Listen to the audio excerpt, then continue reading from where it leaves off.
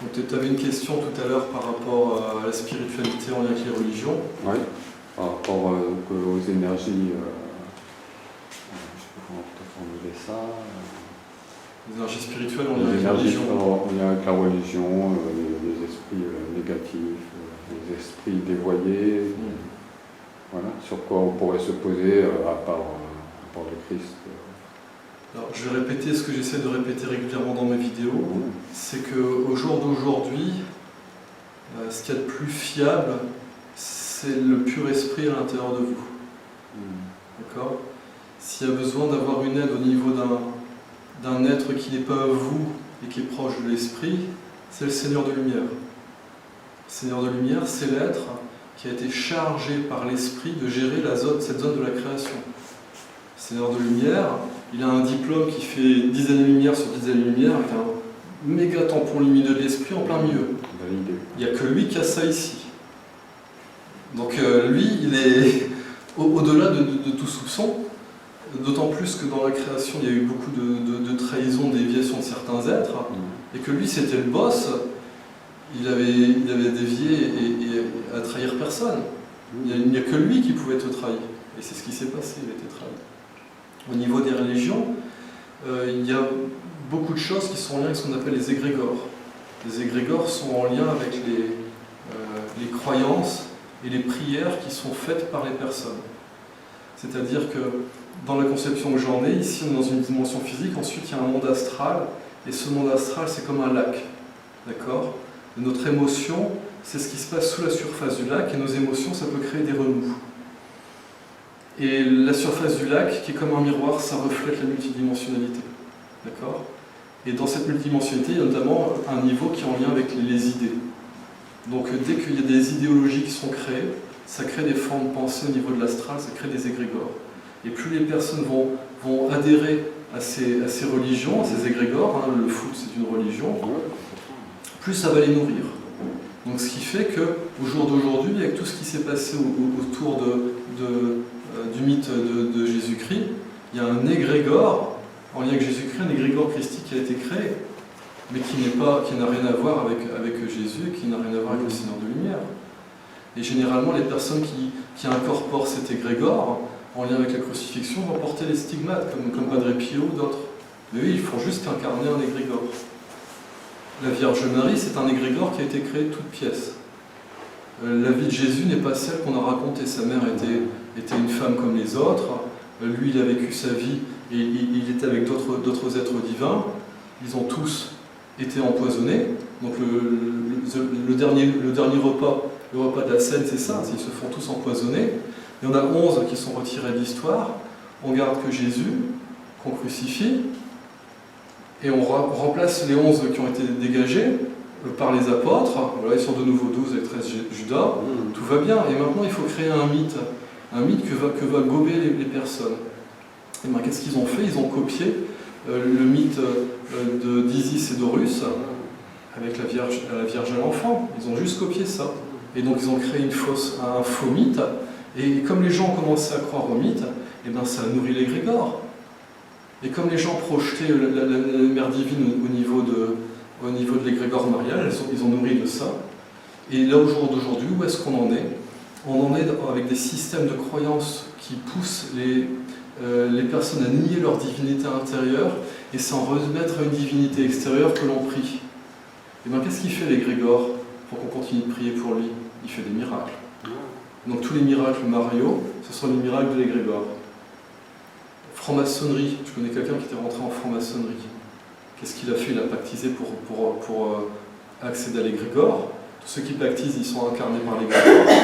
J'ai discuté avec un maçon où je lui parle de ça. À un moment, l'égrégore a pris possession de son corps pour bloquer ce que j'étais en train de dire. Et à un moment, lui, je ne sais même pas s'il se souvient de ce moment-là. Et il me dit, ouais, mais ce que tu racontes, ça fait peur. Je parlais de la lumière et l'égrégore maçonnique qui réagissait. Un de ses amis, qui a fait partie de la franc-maçonnerie pendant 10-15 ans, il décide d'en partir. Et au moment où il en part, l'égrégore se retire, il devient comme une coquille vide, il n'avait plus la même conscience, plus les mêmes compréhensions, plus les mêmes capacités, plus rien. Et là tu te dis, mais ouais, en fait il récupère par l'égrégore. Et ça évoque quoi ça? ça évoque les cultes qui étaient rendus aux divinités dans les temps anciens. Sacrifice de sang, et j'en passe. Et qu'est-ce que c'est le mythe chrétien? Ceci est mon sang, ceci est mon corps, mangez-en. Alors déjà, c'est de l'ordre du cannibalisme, et c'est des offrandes de sang. C'est ça qu'il y a derrière les religions actuelles. Et quand on va derrière les religions orientales, on a exactement la même chose.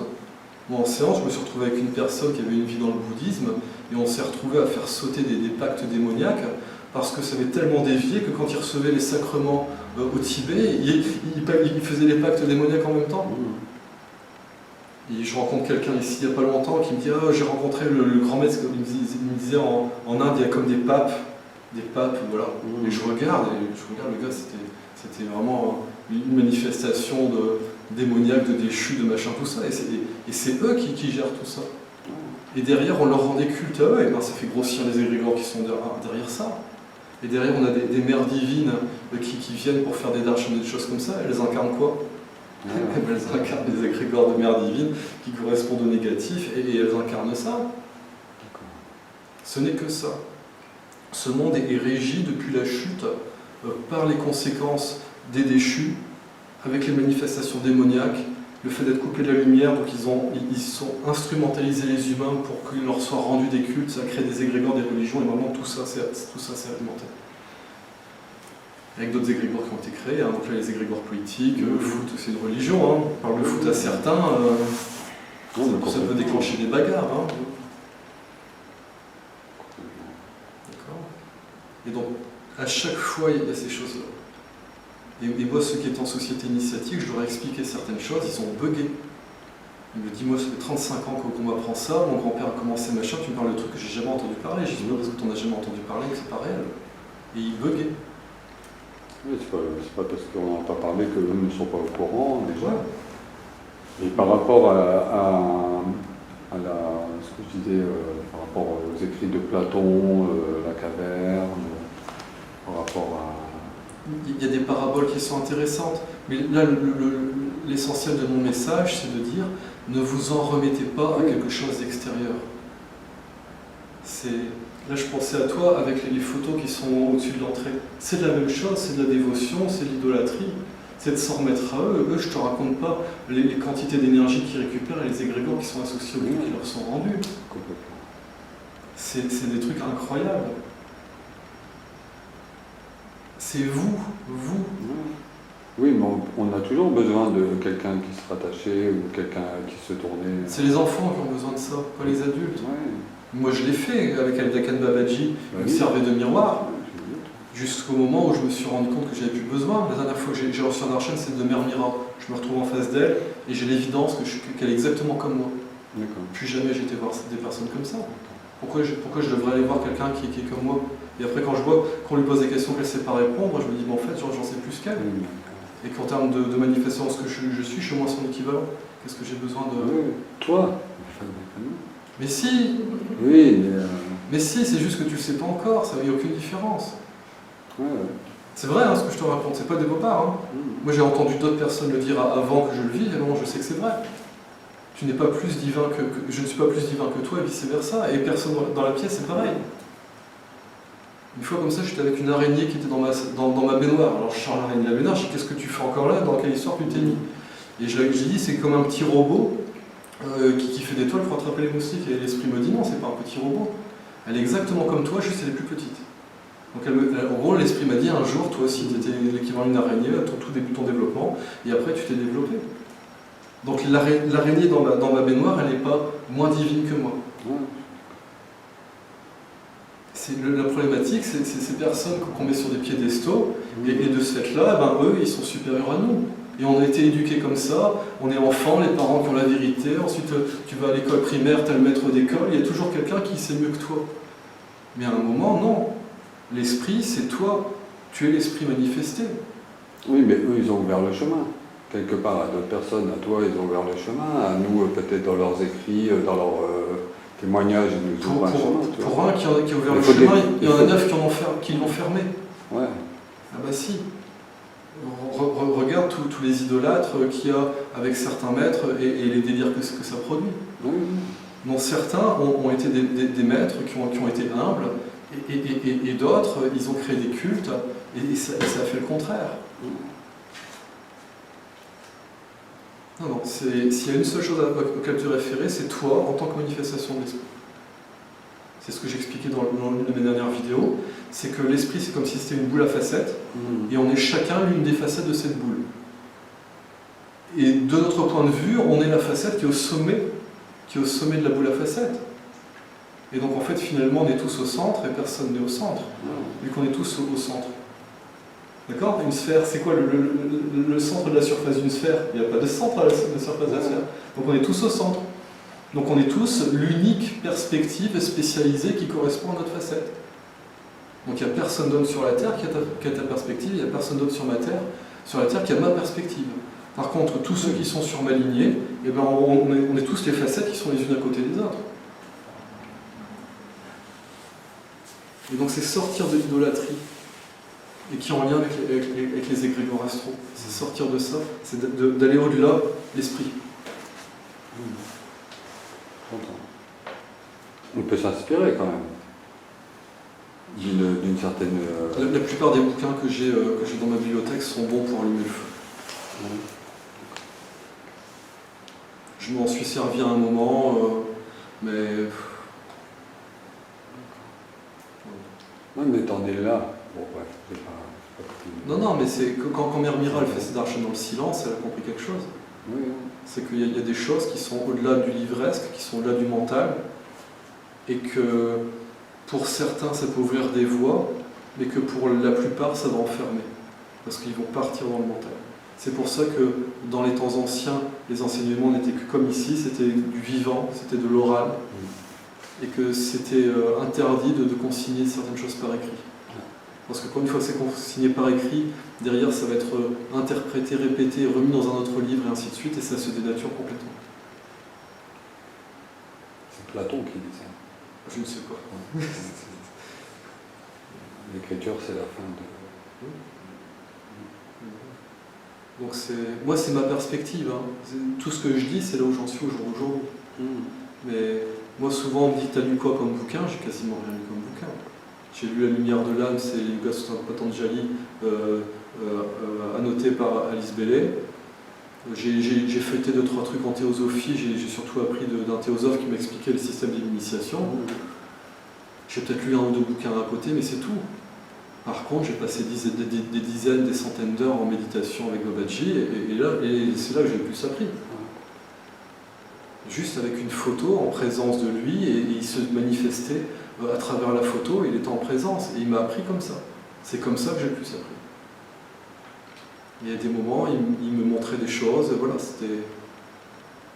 Donc c'est l'expérience directe est possible, quoi, mais c'est d'arrêter de croire que c'est pas possible, c'est tout.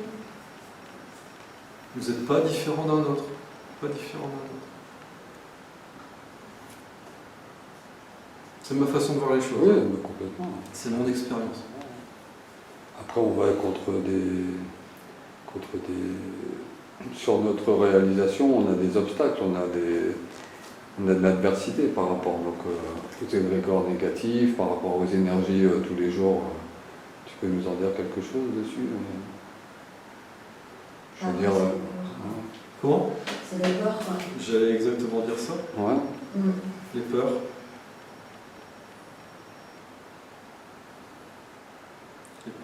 Les peurs, c'est tout ce qui est en lien avec la dissociation du divin. Les peurs sont associées à des manques.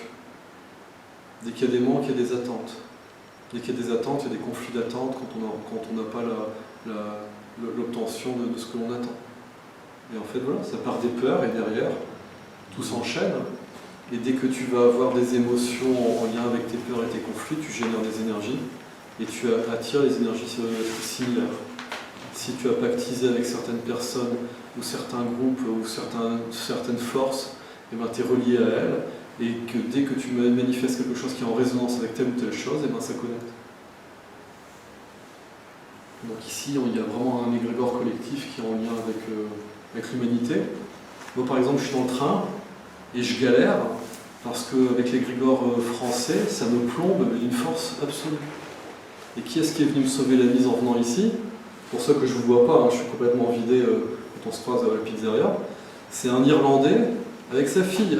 Ils arrivent et ils s'assoient à côté de moi, et eux, je sens qu'ils sont libres. Vraiment. Et là, je me suis dit, punaise, les Français, on est vraiment devenus qu'un peuple d'esclaves, quoi. Et eux, vraiment libres.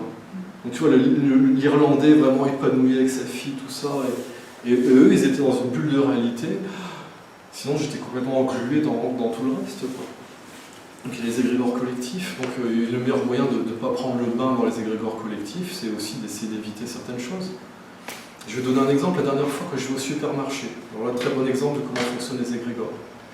La population se fait exploiter, elle se fait taxer, l'industrie se fait de l'argent sur son dos.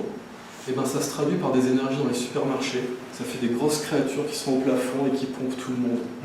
C'est-à-dire que les gens ne se font pas seulement pomper leur fric, ils se font pomper leur énergie, mais c'est la même chose. C'est exactement la même chose.